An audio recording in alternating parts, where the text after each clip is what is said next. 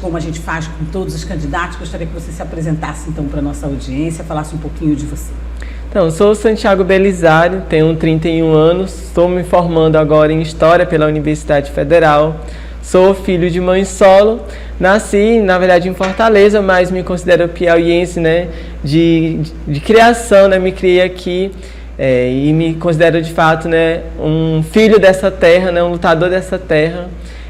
Iniciei minha militância na universidade, né, através do movimento estudantil, então fui do centro acadêmico do curso de História, fiz parte, né, do DCE da Universidade Federal, fui conselheiro de transporte e atualmente tenho a minha militância, né, no movimento social, na luta por moradia, faço parte de um movimento nacional, né, de luta nos bairros, vilas e favelas que organiza as famílias, né, em defesa da moradia, né, e também por uma profunda reforma urbana que é urgente, né, no nosso país. A gente vive isso cotidianamente nas nossas cidades. Bom, dito isso, gostaria já de abrir a entrevista com você, e aí a gente já vai começar a contar o tempo, perguntando, hoje está todo mundo muito, acabamos de falar no centro de Teresina, temos a questão dos transportes e não só da segurança. Como é que nas tuas propostas aí para o governo, né, para a prefeitura, e no teu plano de governo, o que você destaca nesses dois pontos que eu citei, a segurança e o transporte, por favor? Olha, nós temos debatido muito sobre a situação hoje do centro da cidade, aproveitando inclusive esse debate que é fortíssimo hoje na nossa cidade para conseguir também apresentar nossas propostas e alternativas no intuito da moradia popular, né? Porque acho que a gente pode fomentar a cultura, né? Inclusive conseguir construir um complexo cultural ligando todos os aparelhos da cultura do nosso município com atividades, né, e programações multiculturais, mas de fato trazer vida para o centro da cidade é só com o nosso povo tendo condição de habitar, né, nesse espaço. Um espaço que eu, inclusive, facilita o acesso à saúde, acesso à educação, né, a outros benefícios e espaços da cidade. Então, a gente acredita que essa realidade, né, que nós temos vivenciado é muito urgente que a gente consiga hoje funcionar, organizar esforços para conseguir garantir esse processo de revitalização do centro da cidade, né? Então, nós saímos da pandemia com aumento de 300% das pessoas morando em situação de rua, né, visível, olhando as praças e os espaços públicos da cidade. Ao mesmo tempo, como você mencionou, né, na reportagem, temos aí mais ou menos 30 mil famílias que hoje ou vivem de favor, vivem de aluguel, né, mas não conseguem ter o seu direito à moradia garantido e é visível, né, andando pelo centro da cidade, são mais de 2 mil imóveis abandonados, muitos deles, né, são do poder público, né, do município, do estado, ou até mesmo da União, e muitas, né, são moradias que há 10, 20, 15 anos não cumprem hoje nenhuma função social. Então, mas dentro dessa realidade, na prática, como é que vocês, qual é a proposta de vocês para essa revitalização? Porque são tantos pontos como você citou, né, e a gente sabe que não é de hoje para amanhã, né? Como é que vocês pretendem, então, na prática, qual é a proposta de vocês para começar, pelo menos, a revitalizar o centro? A nossa proposta é fazer a expropriação desses imóveis abandonados, né, que hoje não cumprem nenhuma função social. Então, a gente quer aplicar, na verdade, o que a lei já prevê, que é o Estatuto da Cidade já faz a regulamentação. Sim. Então, fazer o mapeamento, a notificação, né, aplicar o IPTU progressivo e destinar esses imóveis, né, à moradia popular, que acho que hoje, de fato, é necessário hoje colocar o nosso povo, inclusive quebrando essa lógica, né, que a gente construiu nos últimos anos desses projetos habitacionais, né, inclusive fomentados pelo governo federal, de sempre construir as moradias populares nas periferias da cidade, onde não tem ônibus, onde não tem a creche, onde não tem acesso ao saneamento básico. Então, nós temos apresentado isso como uma questão hoje central, né?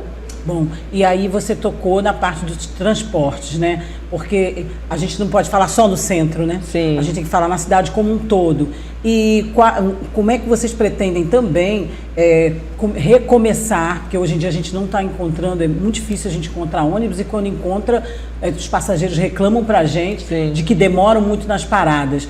Como é que vocês pretendem reiniciar também essa questão dos transportes coletivos na cidade? Nós temos apresentado ao longo dessa construção da nossa candidatura, né, e está bem claro o nosso programa, a necessidade da gente conseguir, de fato, criar hoje uma empresa pública, né, uma empresa municipal de transporte que consiga hoje dar um norteamento, né, e conseguir, de fato, trazer para a prefeitura a responsabilidade hoje do cuidado com que é um direito, né? hoje é um direito, né, garantido, né, pela Constituição, que é o direito à cidade. Então, a gente só consegue se deslocar para o ambiente de trabalho, para o ambiente de estudo, conseguindo hoje ter um sistema coletivo de transporte público, né, que seja efetivo hoje na nossa cidade. Infelizmente, essa é a realidade que nós temos enfrentado, né? Eu moro na Zona Norte, se meu ônibus não quebra, né, ao sair de casa, quebra na volta, né? Então, lá em 2019, quando eu fui conselheiro de transporte, a gente já brigava, né, para que o conselho conseguisse se reunir com mais regularidade, conseguisse acompanhar o plano diretor, conseguisse hoje fazer um debate amplo e permanente sobre mobilidade urbana, mas só se reunia no final do ano para aumentar a tarifa, né?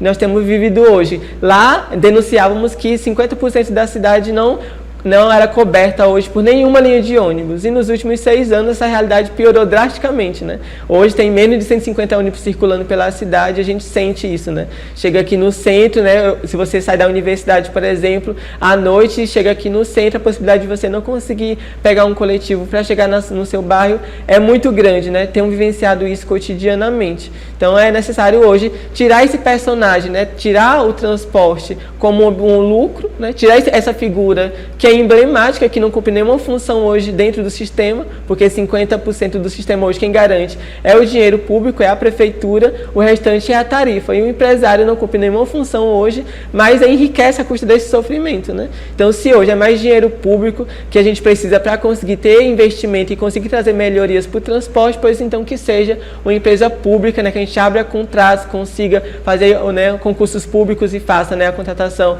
dos cobradores de ônibus, dos motoristas, e seja a prefeitura a principal responsável por pensar a mobilidade urbana dentro do espaço da nossa cidade. Só assim é possível garantir uma tarifa social e um transporte de qualidade. Existem cidades já onde, inclusive municípios no Rio de Janeiro, que o transporte público é gratuito.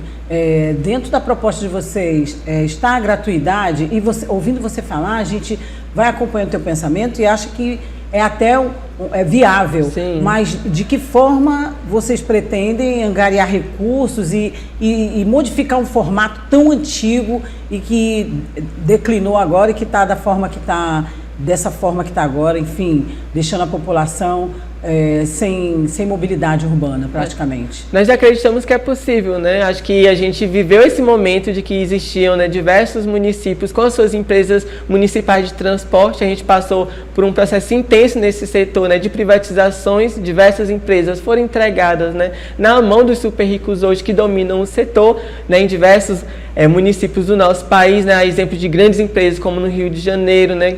Em São Paulo. Também. É possível, o metrô, né, até um tempo atrás, né, era a responsabilidade inteiramente hoje dos governos dos estados, que também agora está passando por um processo intenso de privatização. É só olhar Belo Horizonte, olhar São Paulo, né, olhar aqui em Recife. Então, a lógica tem sido essa, de entregar as empresas públicas hoje na mão do empresariado, né? Nós queremos reverter com essa lógica, porque é só a gente pensar na nossa cidade, né? Hoje a gente vai no Parque da Cidadania, a gestão do espaço é privada. Se você reúne os amigos para confraternizar, tem uma taxa. Se você vai no aeroporto, a gestão é privatizada. Se você vai na rodoviária para fazer xixi, tem uma taxa, né? A água, a energia elétrica privatizada. E estamos vendo onde é que isso tem dado, né? Para o nosso povo em especial, né?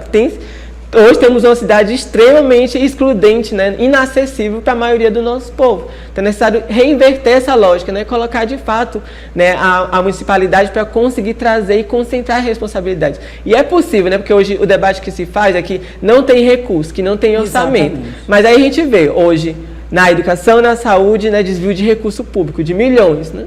Hoje a gente vê irregularidades presentes em diversos contratos, né? Hoje com a prefeitura municipal. A necessidade de fazer uma auditoria nas contas do município, né? Então o recurso vai sair daí. Vamos fazer uma auditoria das contas do município, revisar todos os contratos e daí vamos conseguir ter recurso e priorizar essas obras e esses processos, né, de municipalização, que é fundamental para construir uma cidade que seja para a gente, né, que vive viável. Cotidianamente. Viável. Né? Elisário, você tocou na saúde e na educação, e eu queria aproveitar o nosso tempo para falar também do plano de governo de vocês em relação a esse setor.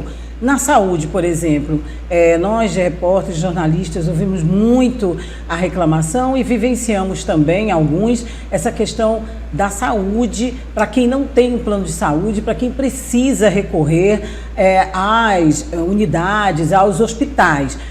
como é que vocês estão apresentando melhorias nesse sentido? A gente vê muita coisa que já funcionou pior e está melhorando, mas a gente vê que ainda tem os gargalos no atendimento ou equipamentos, vira e mexe a gente está registrando essa carência na saúde. Olha, acho que o exemplo maior eu vivi recentemente, né? Eu moro na zona norte da cidade, moro no Buenos Aires. Há 3 semanas atrás, minha mãe passou muito mal, a gente foi no hospital do Buenos Aires. É bom lembrar que esse hospital, né, já tinha sido fechado pelo Conselho Regional de Medicina por falta de condições de funcionamento. Aí ela passou pela consulta, foi tomar um soro, né? E não tinha esparadrapo dentro do hospital, né? A técnica de enfermagem teve que fazer a aplicação, né, com a luva. Então essa, infelizmente, tem sido a realidade que o nosso povo tem enfrentado, né? Não é normal você passar quase um ano para conseguir passar por um médico especialista, né? Se for cirurgia, se for consulta, nem se fala hoje o tempo de espera. Então nós temos, nesse primeiro apontado, né, que hoje um compromisso sério os gestores precisam assumir, inclusive que nós temos apresentado, né, que é necessário hoje prefeito, vice-prefeito, todo mundo que ocupar cargo de gestão ser obrigado a utilizar o SUS. Porque hoje, né, não é justo nosso povo passar por essa situação. E quando você vê, né, a elite da política teresinense fica doente, vai para os melhores hospitais da rede privada e o nosso povo tem que acordar 4 horas da manhã para conseguir marcar uma consulta, marcar um médico. Qual seria a solução ou pelo menos a redução desse sofrimento? E hoje você percebe que você não tem hoje um planejamento de longo prazo, né, de médio e longo prazo hoje para a cidade referente ao âmbito da saúde. Você vê que hoje obras, né, que são emergenciais, elas não estão contempladas nenhuma obra emergencial hoje da prefeitura, né? Então a gente vê que é necessário aumentar os recursos e conseguir ter um plano, né, que consiga contemplar obras que são, né, urgentes, né, obras que são de médio e longo prazo para fortalecer hoje a rede, conseguir depois expandir, né? E em especial, garantir que hoje, né, a prevenção consiga ser uma política, né, que consiga ter recursos e consiga ser fomentado, né? Tem hoje categorias que são fundamentais hoje para a cidade, como o agente de saúde ou agente comunitário, que hoje não tem condições, né? A prefeitura não dá condições desses profissionais que são essenciais na prevenção, né, hoje conseguirem atuar com qualidade e dignidade hoje dentro da atenção básica, né? Então vamos priorizar isso também.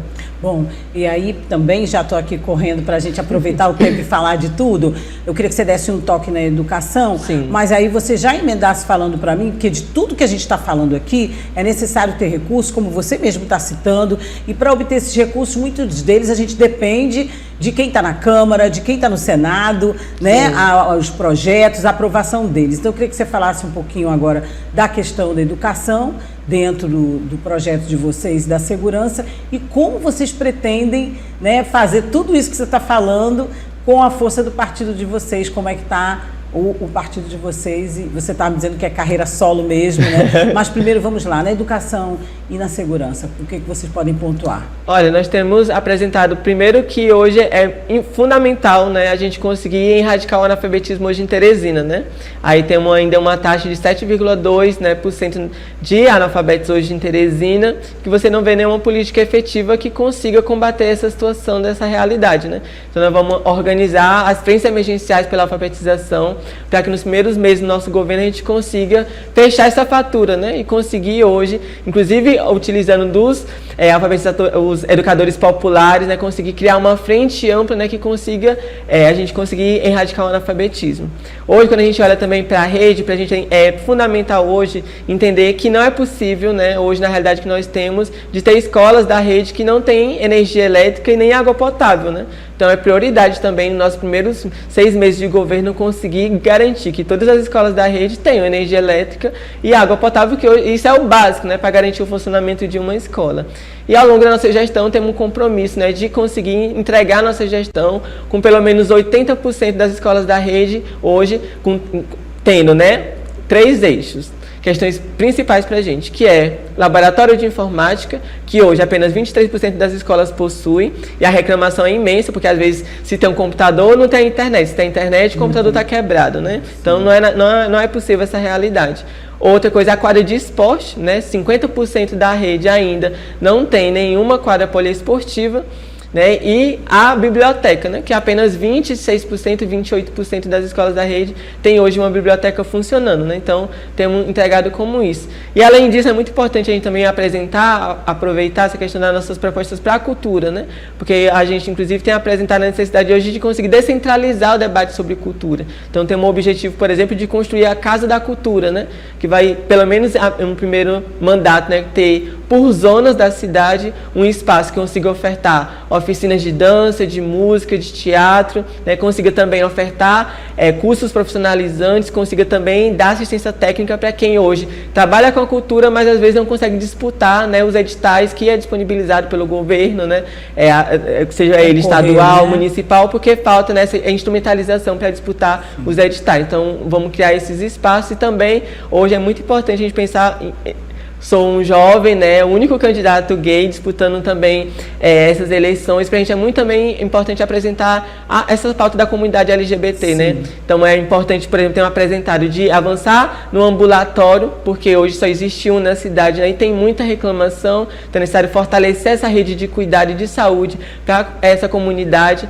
A gente pretende criar um centro, né, de assistência social específico à comunidade LGBT que consiga hoje desenvolver um trabalho direcionado, né, que todos os concursos da prefeitura e editais de cultura, por exemplo, sejam vagas reservadas para transexuais e travestis. Estamos apresentando isso também como, né, uma política central também para a gente. Antes de você falar da saúde, né, então nós dois estamos correndo aqui muito tempo, eu gostaria, já que você tocou no assunto, que você é o único jovem, não sei se autodenomina negro e gay, vocês têm um direcionamento também para esse público.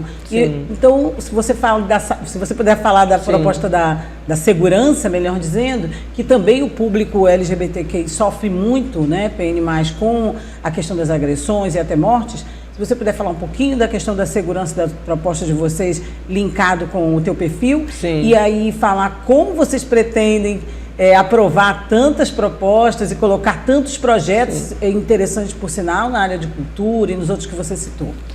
Primeiro que tem sido desafiante, né? Porque a gente sabe, né? Os dados estão aí para mostrar isso, que infelizmente os nossos corpos, né? Os corpos negros e da comunidade LGBT em especial, nesse espaço da política, né? Eles são quase inexistentes e quando a gente se organiza para ocupar esse espaço, o nível de violência política que nós sofremos é gigantesca, né? Então não tem sido comum ao longo dessa candidatura, né? Acharem que quem está comigo é o candidato do meu partido, né? Porque não se imagina, né, jovens negros, né, da periferia com a condição de disputar esse espaço da cidade e de pensar políticas públicas, né? Então tem sido um desafio.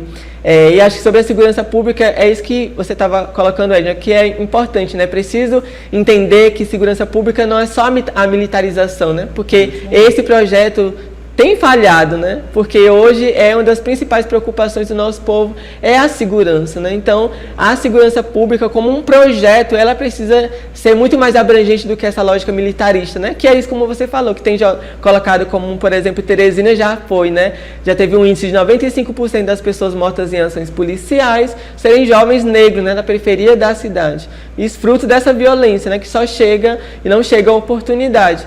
E então é preciso enfrentar isso dentro da Guarda Municipal, né? Fazer com que ela cumpra a sua diretriz, né? De ter uma relação muito mais próxima com as comunidades, próxima com as periferias da cidade, não nessa lógica, né, violenta e militarista que infelizmente tem angariado setores, né, mais fascistizados da sociedade, e é preciso combater um pouco dessa lógica e trabalhar, na verdade, a inteligência, né, uma polícia que consiga aprimorar o seu processo e a sua operação de inteligência, seja uma atuação, né, melhor no ponto de vista da cidade.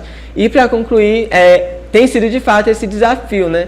A gente, de fato, tem acreditado que nós não somos um partido que não conseguimos construir unidade, pelo contrário, né? Agora, nós temos defendido, Edna, que o principal é a partir do programa político, né? Vamos dialogar com todos aqueles que têm o compromisso com a política que nós estamos apresentando para a nossa sociedade, né? Não estamos aqui para se vender em troca de nenhum favor, nosso partido, a nossa candidatura não está à venda para nenhum desses grandes candidatos que têm um programa político completamente oposto ao que nós temos apresentado.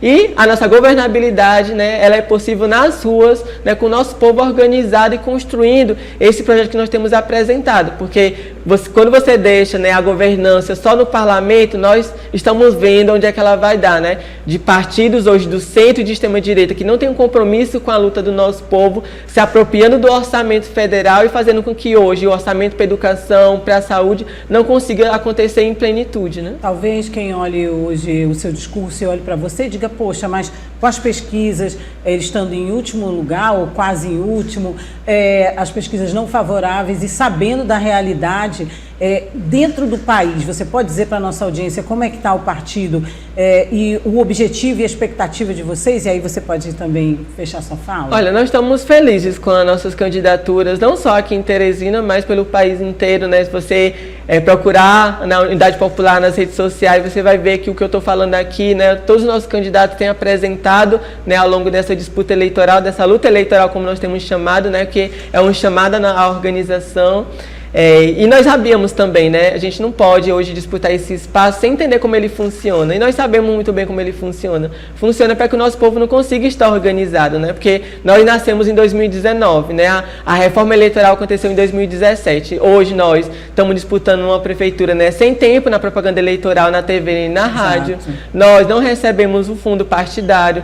O que nós recebemos hoje do fundo eleitoral é imensamente o menor valor do país, né? Hoje o que os principais candidatos disputando a prefeitura de Teresina estão jorrando de dinheiro nessa eleição é o que meu partido tem para construir todas as candidaturas pelo país. Então nós tínhamos muito claro esse entendimento, né? Ao mesmo tempo, e por isso mesmo, isso não nos impediu, né? Não poderia nos impedir de nos estar organizado, de apresentar o nosso programa e chamar o nosso povo, né, em especial. Se você tem hoje uma indignação, seja na sua escola, onde você estuda, na sua universidade, se você tem uma indignação hoje no seu bairro, organize a sua revolta na luta política, né? Num partido compromissado hoje com a luta do nosso povo, conheça a Unidade Popular. Pronto, fechou o tempo. E vote 80 nessas eleições. Muito obrigada pelas suas informações, por apresentar aqui para o Sistema Dia de Comunicação, via o sistema, para os eleitores, as suas propostas, a proposta do seu partido, e esperamos aí, ao longo, né, dessa caminhada, estar fazendo outras coberturas também em relação à sua candidatura e durante as eleições. Boa sorte para você e muito obrigada. Muito obrigado, muito obrigado. Boa tarde a todo mundo.